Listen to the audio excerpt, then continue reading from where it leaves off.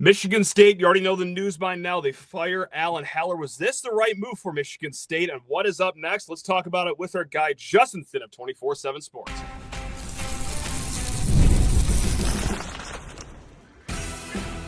You are Locked On Spartans, your daily podcast on the Michigan State Spartans, part of the Locked On Podcast Network, your team every day.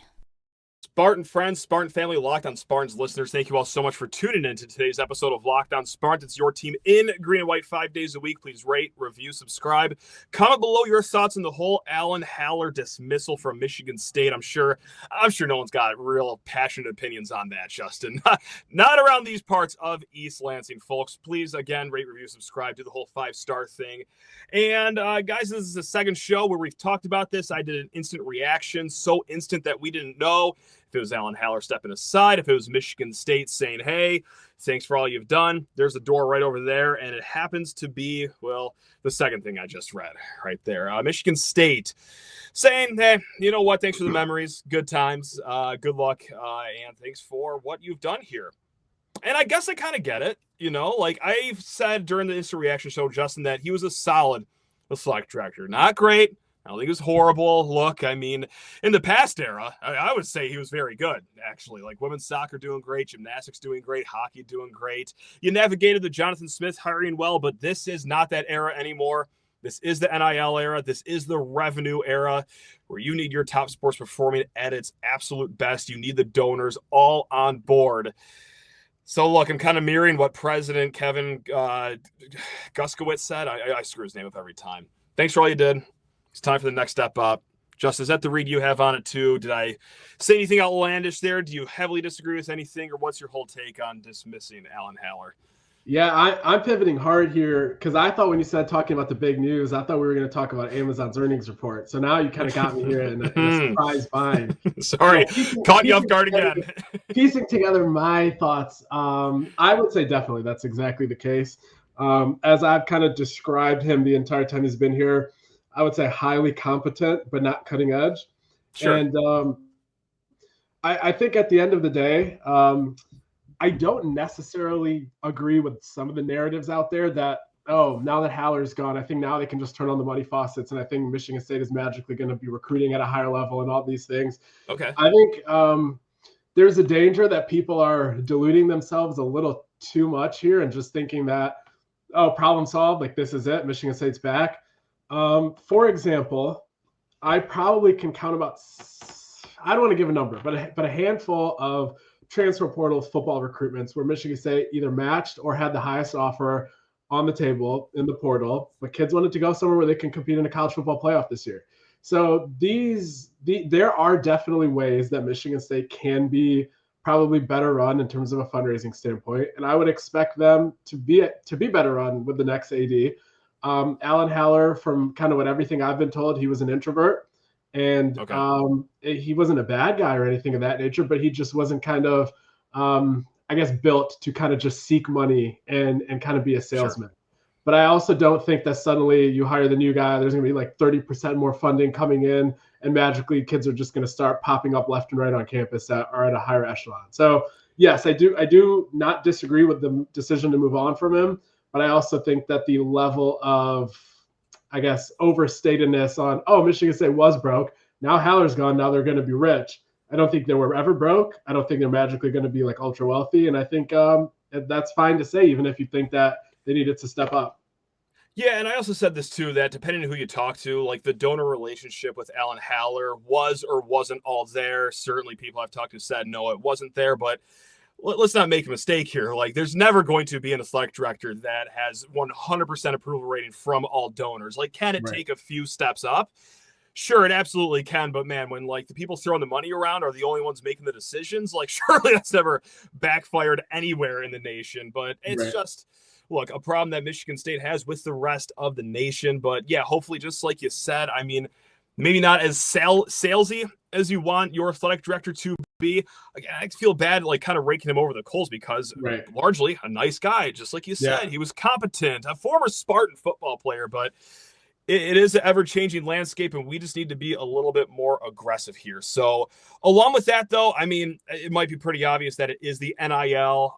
Obviously, fans aren't happy with the lack of renovations done in Spartan Stadium, to which I would just maintain the best renovation you could possibly have is just winning some football games on the field. But I digress. A lot of people are up in arms about Spartan Stadium. I also said, too, the optics of what has happened ever since the Central Michigan stunt has happened, like why we're even still playing the Chippewas in any sport, let alone having the future matchups in football still in the calendar, is beyond me. The dust up against Michigan, where he defiantly says we are going to fight for the guys that were hurt during this kerfuffle, and then the Big Ten says, we ain't doing anything, and then he says, oh, okay, cool. Like, that might all be optically. I doubt that is actually a big reason they moved on here. But of all the reasons, like, what do you think was the biggest downfall here for Allen here? Yeah, I think that Michigan State is pretty much let's say like a top 19 program in the country athletically. Okay. I think the floor, because of that, will always be relatively high. You can mess up a hire here and there. But I think at the end of the day, it's essentially on autopilot to a level of competency to kind of just solidly being there in the college football landscape. Mm-hmm. So I think now what probably President Kevin Guskowitz is thinking and what some of the donors were thinking, is Haller going to be the guy that can really help Michigan State reach its ceiling?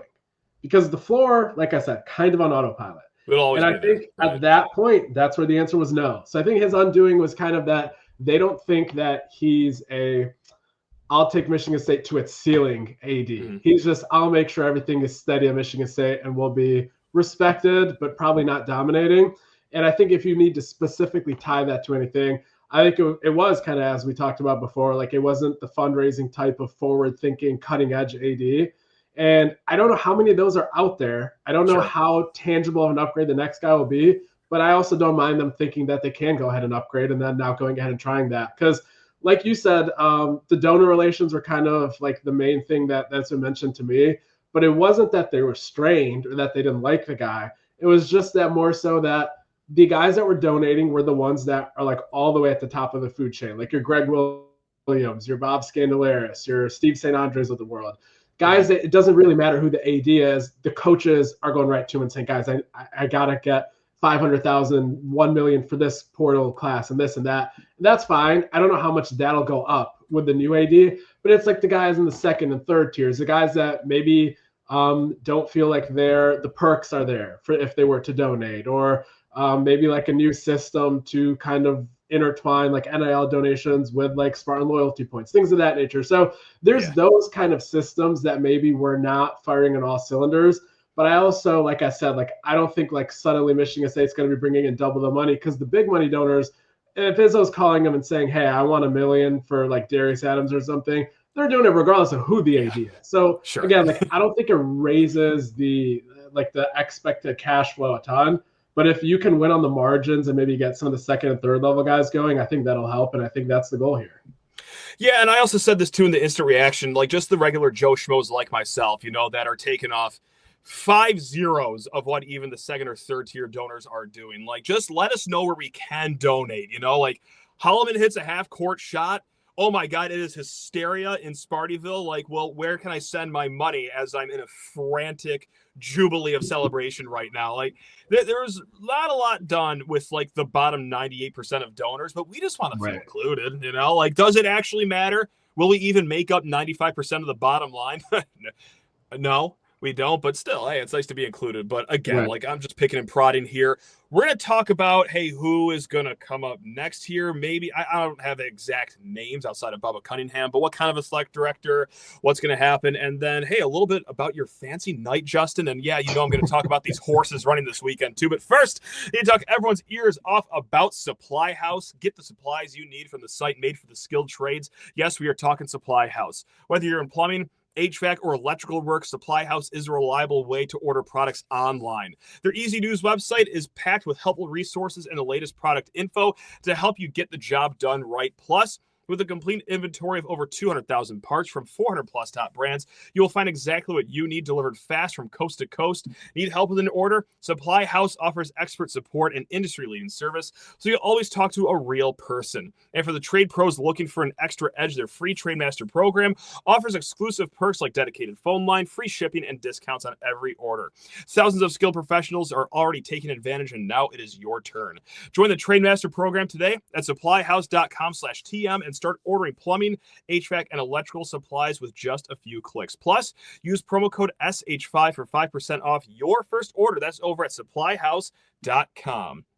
Now let's drag it back out here. The legendary, the iconic, the world-class Justin Thin of 24/7 Sports. And now what's next? Like, what do we want? / what do we think is going to happen? Because I think it's going to come from one of these other Power 4 conferences, ACC, Big 12. Sure, you want to borrow the Pac-12. Fine.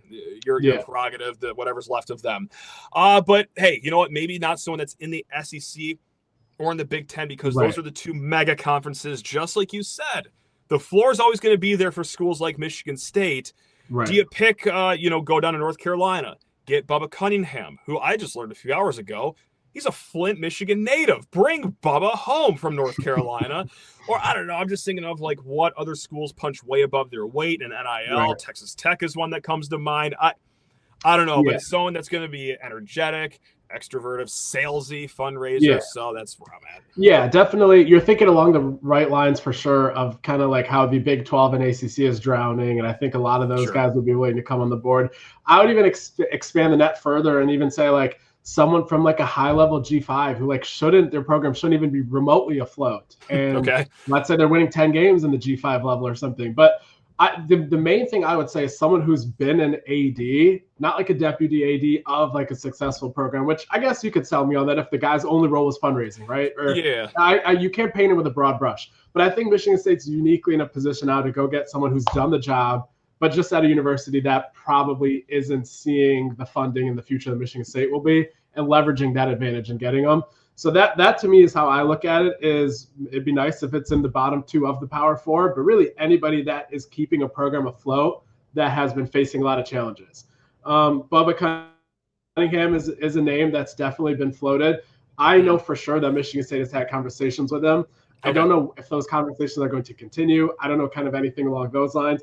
Kind of what it was explained to me was that he wasn't necessarily in favor of the Bill Belichick hiring in North Carolina, and as a result of him kind of being just ignored in a sense in that pursuit, and their board of trustees being, I know Michigan State fans are going to be like, what about here? But like that's just as like problematic and hectic of a board to work for. So like I can see him possibly wanting out just because of that, but like that's me kind of just speculating. Mm-hmm. Obviously, President Guskowitz would know how his former colleague at North Carolina, Chapel Hill, is feeling more so than any of us.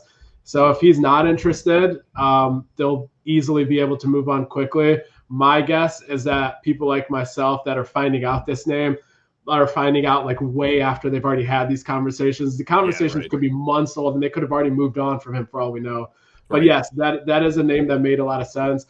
They're not going to be talking to or pursuing Martin Jarmond, who's at UCLA, who last time around when there was an opening, I know he was somebody that a lot of people liked. I think I was fairly impressed with his resume and how he was like a young guy coming up through the Boston College and UCLA and not really having a ton of money. And I wasn't impressed with how Chip Kelly kind of handled his outing and his leaving, and told them he'd be back, and then they got played, and then he left 2 months later, and then they hired Deshaun Foster, and I don't know how he's going to do, and they're always operating at a deficit. But yeah, so I pretty much have it on good authority that he won't be a candidate, and that's really all I know so far on what's next. But yeah, we're in agreement on kind of what they need to look for personality-wise. And right now, in the meantime, I mean, it's Tom Izzo and then Deputy AD Jennifer Smith. They are the co-interim athletic directors. Got a few comments like, hey, why not just Tom full-time, baby? Like, let's just cement this guy into the building right there in East Lansing. So I'm just going to go ahead and say if we're trying to throttle ourselves into the new age of NIL and transfer portal, and look, like Tom does a fine enough job for a guy that likes to do it traditionally, but still is open to an old dog learning new tricks. I don't know if he wants to make that his like full-time job, though. So yeah, guy has enough things to worry about. I think so. Yeah. Speaking of one Tom Izzo, you were at a nice little soiree on Wednesday night, chumming it up with all the billionaires and trillionaires, and of course Tom Izzo. It's some just outstanding. Was it a charity dinner? Is that what I Yeah, I believe or? so. I honestly don't know exactly the full scope of it. I do know that it was kind of more so Oakland University tilted, and Izzo was more so kind of helping Greg Campy. Kind of, I think the proceeds were going that way. And yeah, it was essentially it was like a close, like an intimate setting, and it was Izzo and George Gervin before our time, but I've been told he's a very impressive NBA player. Sure. The Iceman, as they allegedly call him, but who's to say? And then obviously Greg Campy was there. And then most important, Dan Gavitt, who I believe his official title is VP of Basketball Oversight or something along those lines. Best job in the world. Yeah. So him and Izzo have been on countless committees and stuff like that. So essentially what it was they were trying to have an open and unfiltered discourse on the state of college basketball with some of the local guys that are putting tons and tons of money into college athletics, like all the kind of top level donors in the area, to kind of just help them understand like what they're facing. And also like the problems that are kind of arising as this NIL and portal Wild West continues. For the most part, it wasn't anything like brand new. Izzo kind of made the same valid points that he used to, that we're all used to hearing. One thing that was interesting was Dan Gavitt and some of his candid thoughts. Okay. Essentially what he said was that everybody knows that this house settlement that's coming up isn't ideal. Everybody knows that it's not perfect. They're not sitting there, or at least Dan Gavitt's not sitting there claiming that it's perfect. Maybe the NCAA president might if you ask him in front of cameras. But his thing was, if we don't kind of bite the bullet and try this system a little bit, the alternative is go to trial instead of that settlement. And instead of $2.1 billion in back pay, you're paying $10 billion in back pay. And every athletic department would be drowning. Or, and let's say like this whole settlement, like either this passes and people just don't like it in a few years, or like it doesn't pass and they have to come up with something new. If they go with employment contracts, this is something that I thought that this was always a good idea from kind of my layman's understanding of it. But until you kind of hear some of these guys talk about it, and this was like the one thing that everyone up there had agreed on. If you were to go the employment contracts route, not a single sport except men's basketball and football would exist. Not a single one. Right. Maybe LSU would keep a baseball program, but eventually who are they going to be playing? Like there's going to be like 10 teams. So you're looking at a situation where when they're all employees, you're subject to minimum wage in every state, which is different. So first of all, A, they'd be recruiting disadvantages. And B, more so than that, not every athletic director is going to sign up to pay minimum wage to like fencing or wrestling or all these sports. So then what you have to do, since they're expenses and there are not provisions supporting and keeping those like athletes kind of in the mix like Title IX because they're employees, people just cut them. Just clear the losses off the books, fund the two other sports, and all of college sports is pretty much gone outside of two sports. And even then, you're not really solving a lot of the issues with like the transfer portal and stuff. You can like put buyouts and stuff like that, but you can't still restrict free movement of labor for the most part. So you'll put like buyouts and stuff like that, maybe like a transfer fee like soccer, but like kids are still going to move. Nobody's ever going to be trapped for 4 years again. So again, like that was the main takeaway there. But from Izzo's perspective, more so than kind of, I found the NCAA side more interesting because we don't get to hear that as much, as at least not as candidly. But from Izzo's perspective, he made a lot of the good points he made. But one thing I will say that was unique about this time is, and again, this was like no cameras, no recording. So he didn't have to really hedge his words or be like extremely politically correct. But yet he made sure every time he kind of talked about NIL, every time he started a sentence, he kept saying, I believe in NIL and I believe that kids deserve to get paid, over and over again. He would also obviously follow that up with saying, this is an NIL, this is pay to play. He wanted to make sure, though, that he's not coming over there and seeming like old guy yells at clouds, because he isn't. He just knows that if you're over here paying a kid $4 million to transfer to BYU to play point guard after averaging 12 points per game, that just isn't what college sports is supposed to be. So it was a lot of genuine kind of refreshing perspective from Izzo. And it wasn't kind of what you've seen maybe 2 or 3 years ago on like a Jim Rome show. And it's a very, very measured perspective. And I left feeling very confident that he's adapted enough.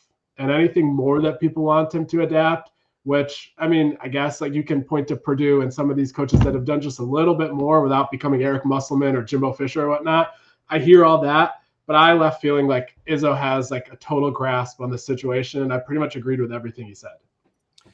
Do you want to take this time right now to finally admit that you were just wrong in your reporting that Michigan State was never even close to even communicating with Darius Adams? Do you want to take the floor and fess up right now that you're doing it all for clicks over there, Justin? Or no, Matt, no sources at all. No, nothing. They don't even have the kid's number. I couldn't be less plugged in on the Darius Adams thing. Yeah.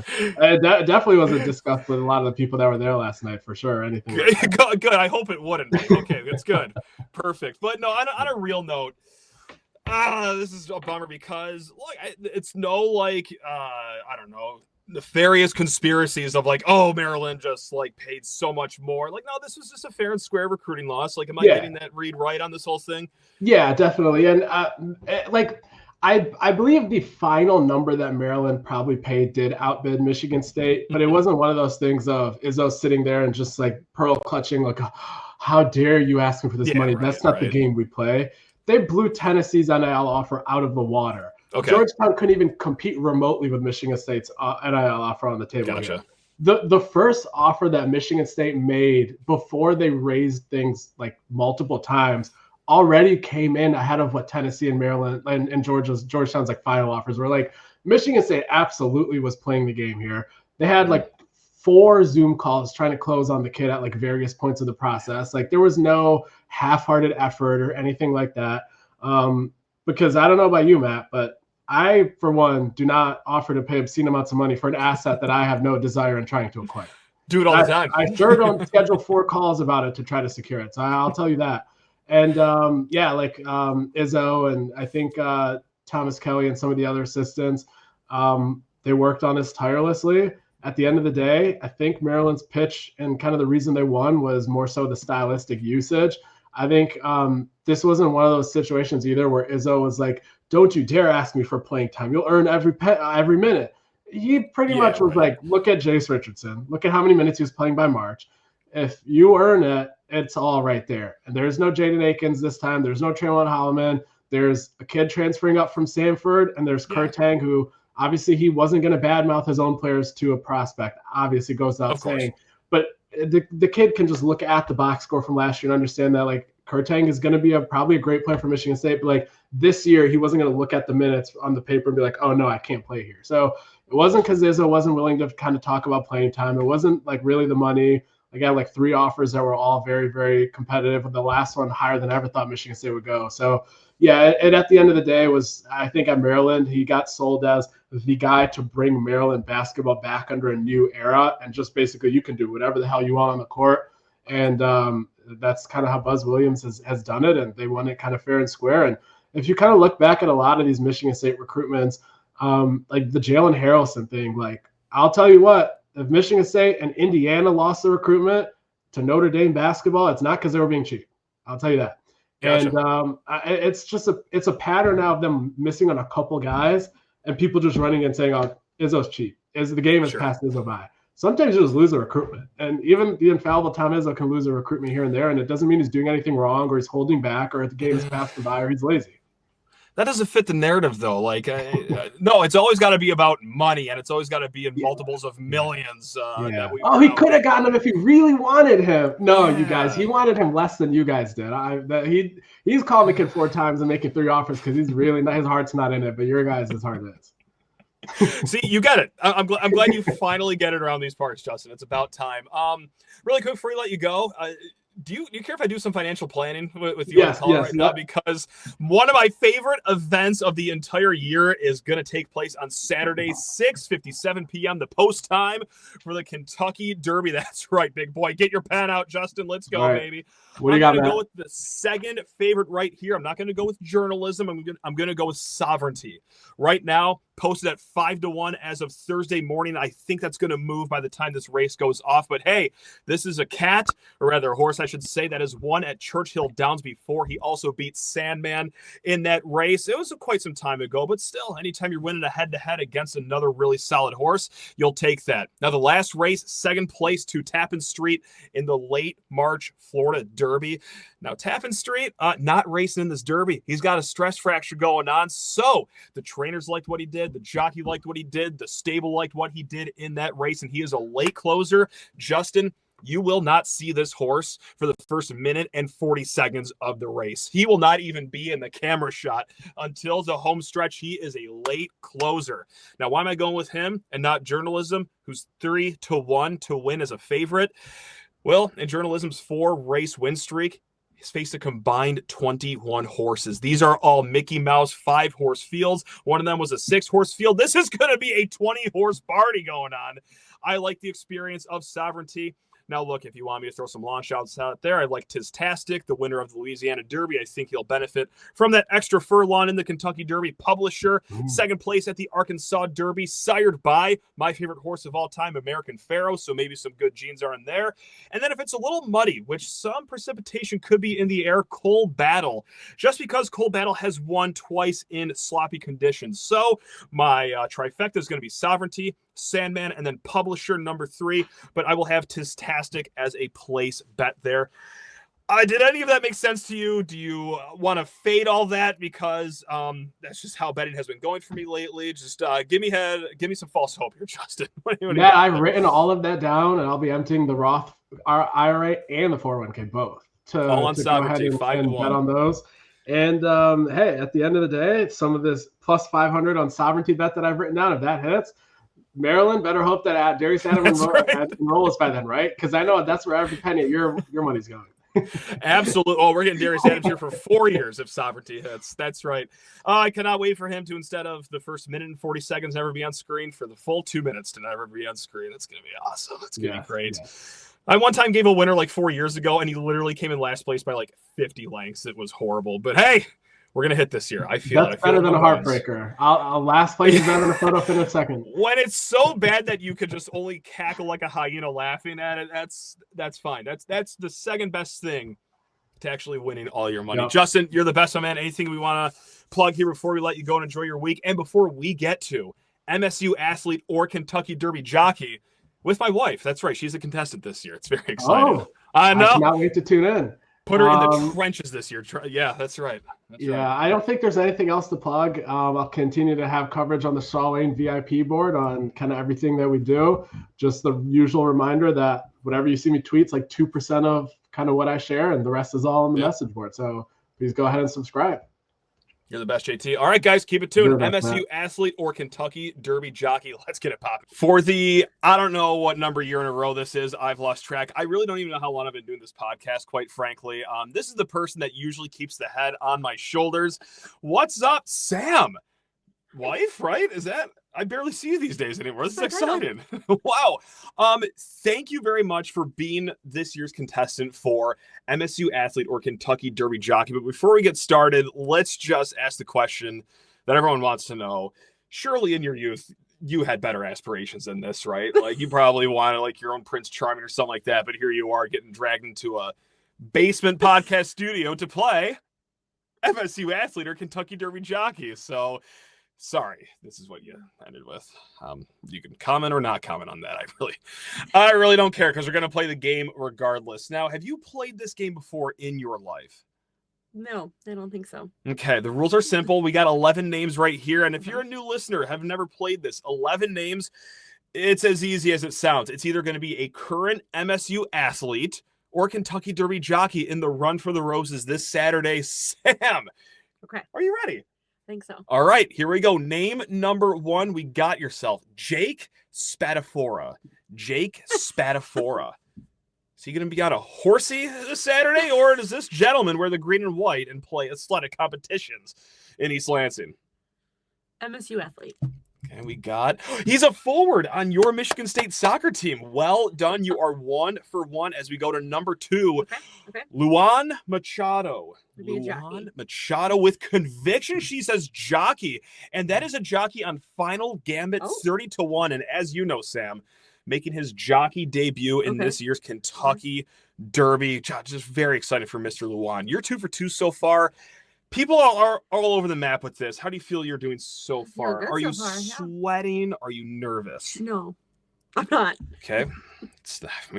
Trying to build up drama here. Excitement. We'll just edit that part out. That's okay. Next up, Jareth. Oh, it's fun. Loveberry. Jareth Loveberry. How about that? You do like that? There we go. I do. MSU Athlete. How about Chunk of Gold's Jockey at 30-1 for the Run for the Roses this year? Okay, so 2 for 3. Not bad. As we go to Oscar. I'm going to probably screw this name up. Oscar Herta. Huerta. That's okay. We struggle on this show with names. A Jockey.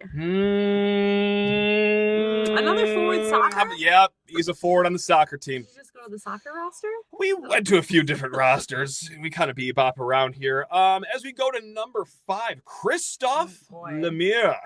Christophe Lemire.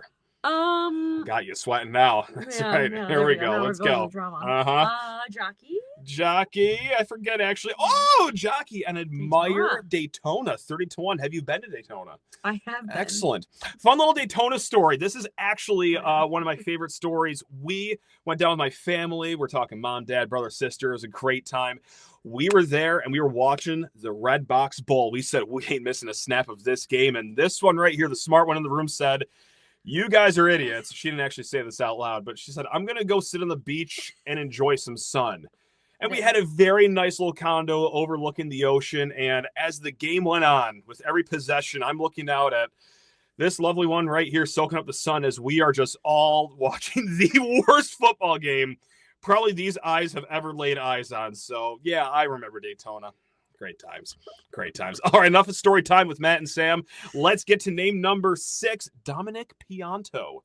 Sounds like a soccer player. Sounds like a soccer player. Well, how about a right-handed pitcher in baseball? But we will count that. You don't have to get the sport. You just have to guess Spartan athlete. And there you go. I think you've only missed on 2 so far. As we go to number 7, Joel Rosario. Oh, that sounds like a MSU athlete. It does, but it is a jockey actually on Tistastic, a horse that I actually like to show in this one. Going to be one of my exotic plays for this week, and as you've actually already heard me talk about, I did do my film study right next to you on the couch last Saturday, but enough of that.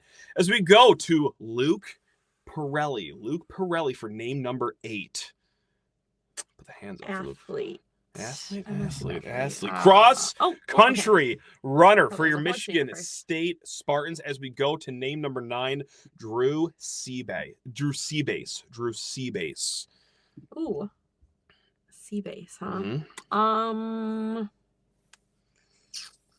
How about MSU athlete? How about cross country again. Now we got 2 fun names to end on right here. The first one, number 10, Juan Velasquez. Jockey. Okay, let's see. That would be a golfer on your Michigan State Spartans. So what did we just say? We said Juan Velasquez.